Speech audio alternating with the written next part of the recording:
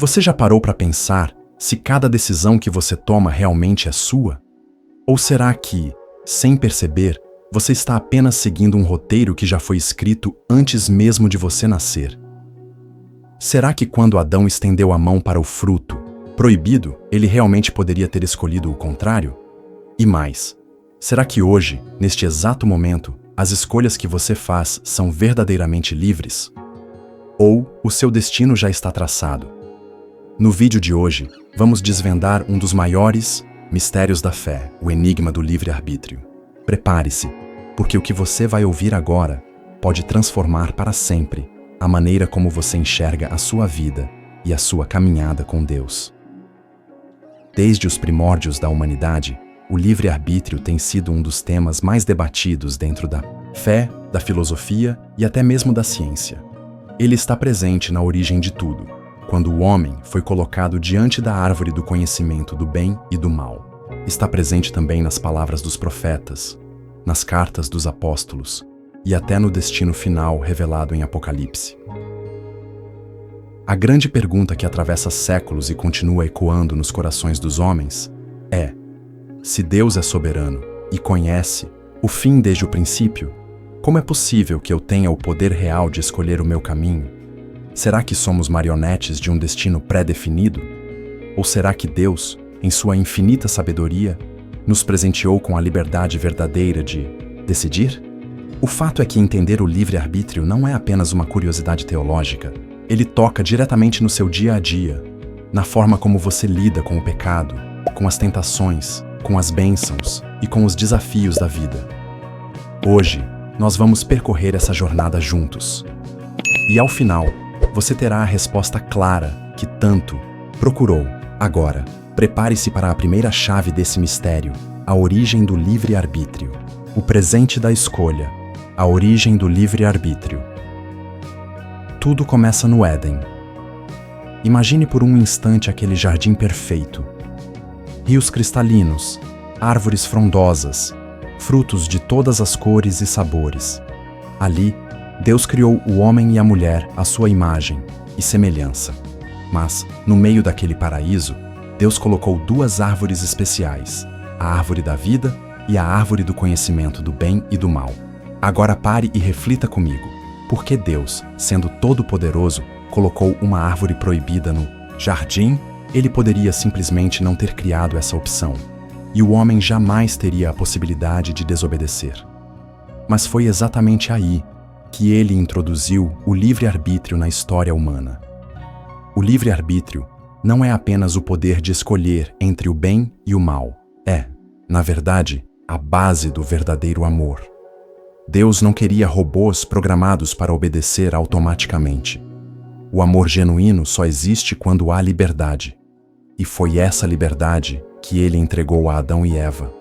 O direito de decidir se iriam seguir seus mandamentos ou se escolheriam o seu próprio caminho.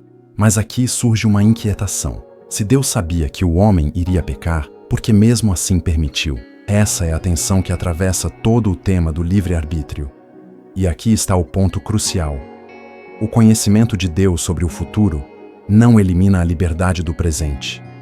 Saber o que alguém vai escolher não significa forçar a escolha. Adão e Eva, ao comerem do fruto, exerceram seu livre-arbítrio de forma trágica. E o resultado dessa escolha ecoa até hoje na humanidade. Mas essa história não é só sobre eles. É sobre todos nós. Todos os dias, diante de pequenas e grandes decisões, cada ser humano continua esse mesmo drama do Éden. Agora, pense comigo. Será que o livre-arbítrio ainda é o mesmo depois da queda? Ou será que o pecado limitou nossa capacidade de escolher o bem? No próximo capítulo, vamos mergulhar ainda mais fundo nesse mistério, porque a verdadeira batalha do livre-arbítrio começou justamente depois que o pecado entrou no mundo. E é aqui que a nossa investigação começa a ficar ainda mais surpreendente. O livre-arbítrio após a queda. Escravos ou livres. Após a queda no Éden, algo profundo e invisível aconteceu dentro do coração humano. O livre-arbítrio, que era puro e pleno antes do pecado, agora se encontra ferido, contaminado. A partir daquele instante, a humanidade passou a carregar uma natureza inclinada para o mal. Como diz em Romanos 7,19, o apóstolo Paulo confessa: pois o que faço não é o bem que desejo, mas o mal que não quero fazer, esse eu continuo fazendo. Perceba, o drama. O ser humano deseja o bem, mas encontra dentro de si uma força que o arrasta para o mal. O livre-arbítrio não desapareceu, mas passou a lutar contra um adversário interno, a natureza pecaminosa. Mas aqui surge uma das maiores curiosidades bíblicas. Será que, mesmo assim, ainda temos o poder real de escolher? Ou nos tornamos escravos do pecado? A Bíblia nos dá uma resposta surpreendente. Jesus disse em João 8,34: todo aquele que comete pecado é escravo do pecado. Mas no mesmo discurso, ele completa com uma promessa libertadora: se, pois, o Filho vos libertar, verdadeiramente sereis livres. Aqui, um novo elemento entra em cena: a graça. A graça de Deus não anula o livre-arbítrio, mas restaura a capacidade de escolher o bem. Sem essa intervenção divina, o ser humano continuaria sendo apenas um prisioneiro de suas próprias paixões e desejos corrompidos. É como se estivéssemos em uma sala trancada. O pecado fechou a porta por dentro, mas a graça nos oferece a chave para sair. Podemos escolher aceitar essa chave ou recusar, mas sem ela não há saída. Agora, reflita comigo: se o livre-arbítrio está ferido, mas não destruído, qual o verdadeiro papel das nossas escolhas hoje? O quanto realmente decidimos e o quanto somos guiados por forças maiores, sejam espirituais, emocionais ou sociais? É justamente esse o próximo mistério que vamos explorar. E aqui, o vídeo fica ainda mais intrigante, porque vamos descobrir como o livre-arbítrio se manifesta na salvação. O ser humano escolhe Deus, ou é Deus quem escolhe o ser humano? Você não vai querer perder essa próxima revelação. Continue comigo, porque o que vem agora pode mudar completamente sua visão sobre a salvação e sobre o verdadeiro poder das suas escolhas. O livre-arbítrio e a salvação. Quem escolhe quem? Agora entramos em um dos pontos mais misteriosos e debatidos de toda a teologia cristã. Afinal de contas, na questão da salvação, é o homem que escolhe a Deus, ou é Deus quem escolhe o homem? Essa dúvida não é recente. Ela atravessa séculos de discussões, divide estudiosos e ainda hoje deixa milhões de cristãos curiosos e intrigados. A própria Bíblia parece, em alguns momentos, afirmar as duas coisas. Em João 15,16, Jesus declara: não fostes vós que me escolhestes a mim, pelo contrário, eu vos escolhi a vós outros. Aqui fica evidente que a iniciativa parte de Deus, mas em Apocalipse 3,20, lemos uma cena diferente. Eis que estou à porta e bato. Se alguém ouvir a minha voz e abrir a porta, entrarei em sua casa e cearei com ele, e ele comigo. Agora, vemos o ser humano com a chave da escolha em suas mãos: abrir ou não a porta. Então, como conciliar esses dois mistérios? A resposta está em compreender a interação entre a soberania de Deus e o livre-arbítrio humano. Deus, em sua soberania, oferece a graça e toca o coração do ser humano. É o chamado. Mas cabe ao homem, pela fé, responder a esse chamado. É como uma mão estendida no meio de um naufrágio. O braço forte que se estende é o de Deus, mas o ato de segurar essa mão, esse é o passo de fé do homem. Aqui reside um detalhe fascinante. Nem o desejo de buscar a Deus nasce de nós mesmos. Em Filipenses 2,13, Paulo escreve: porque Deus é quem efetua em vós tanto o querer como o realizar, segundo a sua boa vontade. Ou seja, até o impulso de buscar a Deus é fruto da ação dele em nós. Mas ao mesmo tempo, o Senhor respeita a decisão de cada um. Ele não obriga, não força, mas oferece. A escolha final, aceitar ou rejeitar, continua em nossas mãos. Agora pare e pense. Quantas vezes você já sentiu esse chamado? Quantas oportunidades Deus já colocou diante de você? Essa é a beleza e o perigo do livre-arbítrio na salvação. A oferta é real, mas a responsabilidade da resposta também é real. Mas, para aprofundarmos ainda mais esse mistério, como o livre-arbítrio atua no nosso dia a dia, nas pequenas e grandes escolhas que fazemos, e como essas decisões desenham o rumo de nossa própria eternidade. Fique comigo, porque agora entraremos em um terreno ainda mais prático e revelador. O livre-arbítrio nas decisões diárias. Escolhas que transformam destinos. Agora que já compreendemos como o livre-arbítrio atua na questão da salvação, vamos descer ainda mais fundo. Afinal, o livre-arbítrio não aparece só nos grandes momentos de conversão ou fé, mas em cada pequena decisão do nosso cotidiano. Pensa em quantas escolhas você já fez só hoje. Levantar ou continuar na cama. O que comer? O que assistir? Como reagir a uma ofensa? Como tratar um familiar? Como agir no trabalho? Cada uma dessas pequenas decisões, na verdade, constrói lentamente o alicerce do nosso futuro espiritual. A Bíblia está repleta de exemplos de como escolhas aparentemente pequenas, feitas com ou sem sabedoria, mudaram destinos inteiros. Lembre-se de Esaú e Jacó. Esaú trocou sua primogenitura por um prato de lentilhas. Gênesis 25, 29 e 34. Uma escolha impensada, num momento de fome, mudou toda a sua linhagem. Agora pense em José, vendido como escravo pelos próprios irmãos, preso injustamente, tentado na casa de Potifar, mas em cada situação ele fez uma escolha: permanecer fiel. Essa sequência de escolhas corretas o levou ao governo do Egito e à salvação de seu povo. A grande questão é que o livre-arbítrio não se resume à liberdade de escolher o que queremos, mas de escolhermos aquilo que agrada a Deus, mesmo quando isso vai contra nossos impulsos imediatos. Romanos 12, 2 nos orienta exatamente nesse ponto.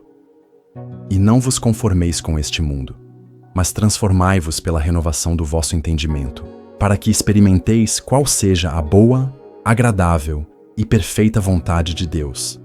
Perceba, o mundo vai nos apresentar diariamente dois caminhos: um largo, confortável e aparentemente prazeroso, outro estreito, difícil, mas que conduz à vida. Jesus mesmo alertou em Mateus 7, 13, 14. Entrai pela porta estreita, porque larga é a porta, e espaçoso o caminho que conduz à perdição, e muitos são os que entram por ela. Cada escolha nossa é uma pequena bifurcação nesse caminho. Cada decisão de perdoar ou alimentar mágoas, de falar a verdade ou mentir, de agir com justiça ou ceder à corrupção, molda não só o nosso caráter, mas o nosso destino eterno. Agora eu quero que você pare por um segundo e reflita. Quais são as pequenas escolhas que você tem feito repetidamente? Elas estão te aproximando ou te afastando do propósito que Deus tem para sua vida? Como desvendar um dos maiores dilemas? Até onde vai a nossa responsabilidade e onde começa o controle soberano de Deus? Quem de fato tem a última palavra no desenrolar da nossa história? Se prepare, porque agora entraremos em um terreno que tem provocado debates há séculos e talvez a resposta possa transformar a forma como você enxerga o controle da sua própria vida. O paradoxo: soberania de Deus e livre-arbítrio humano. Agora, chegamos à parte que talvez seja a mais desconcertante de todo esse tema.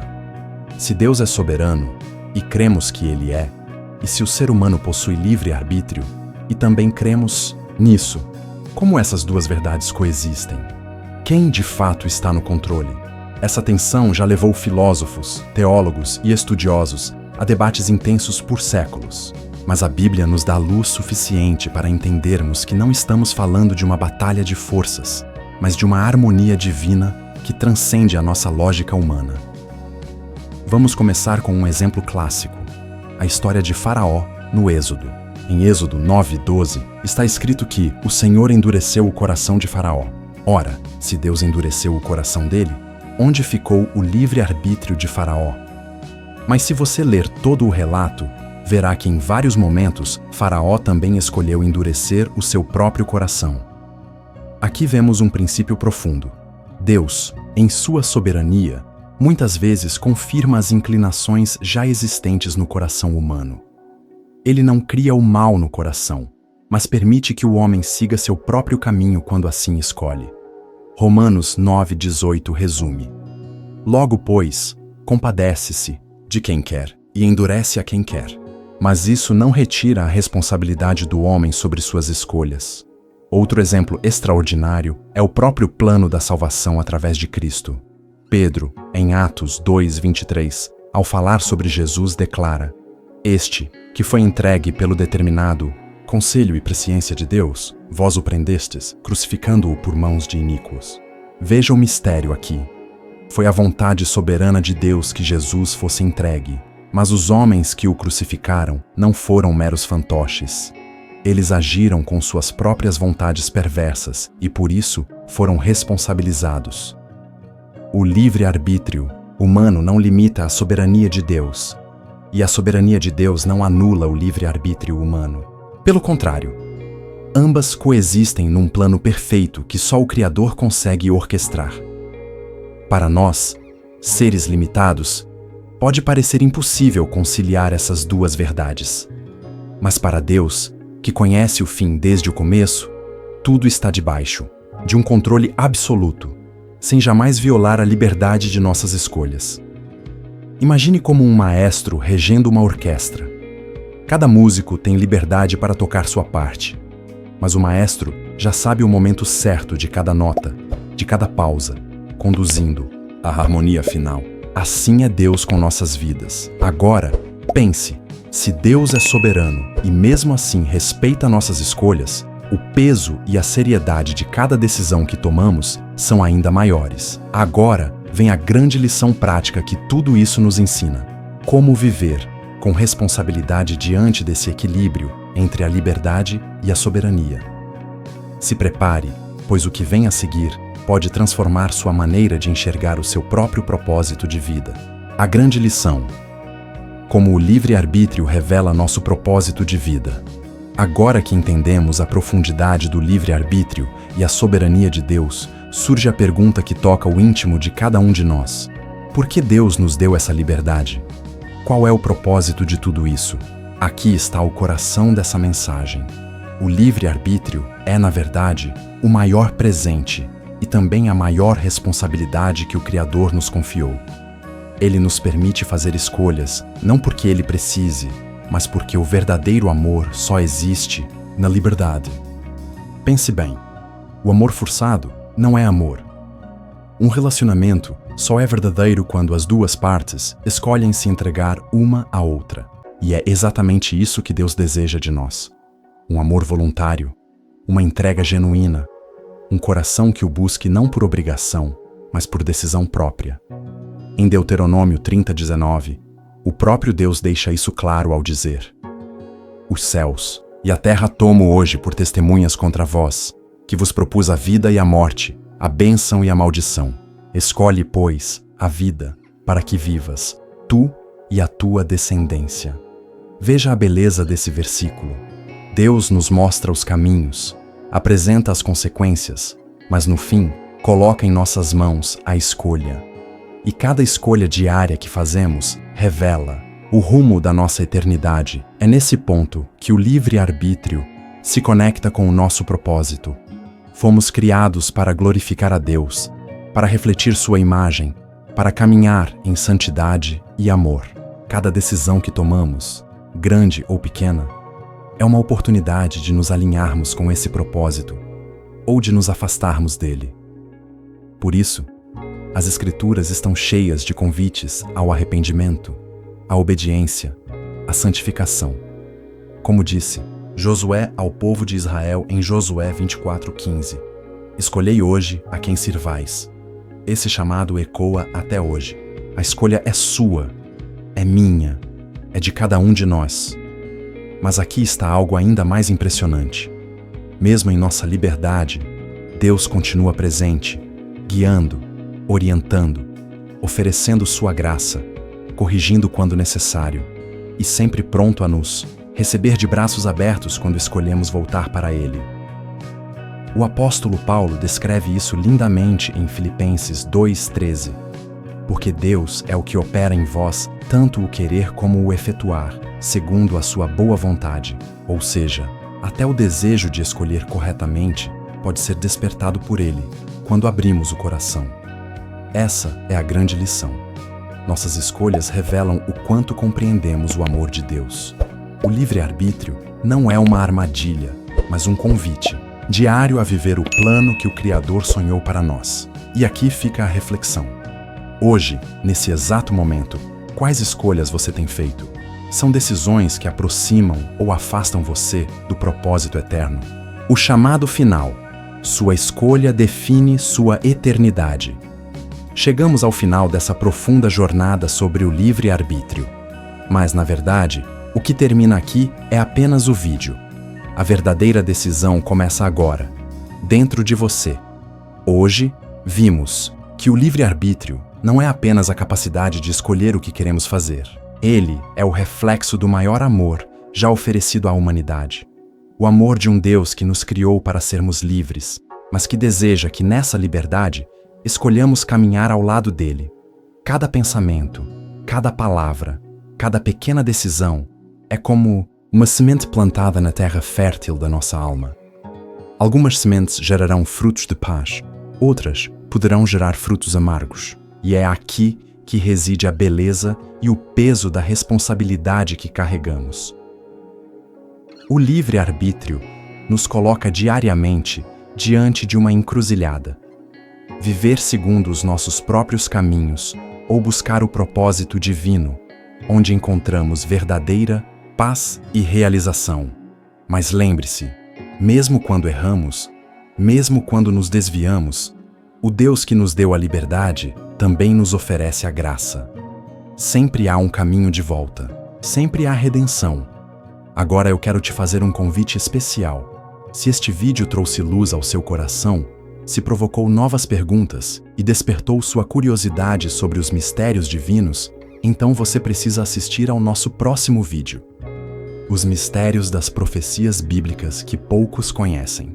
Lá, vamos mergulhar ainda mais fundo nos enigmas da Bíblia, revelando verdades surpreendentes que podem transformar a sua visão espiritual. Se inscreva agora no canal Mundo do Saber, ative o sininho e venha conosco nessa jornada, onde a fé encontra o entendimento. Sua busca pelo conhecimento não termina aqui. Na verdade, ela está apenas começando. Até o próximo vídeo. E lembre-se, suas escolhas de hoje desenham o seu amanhã.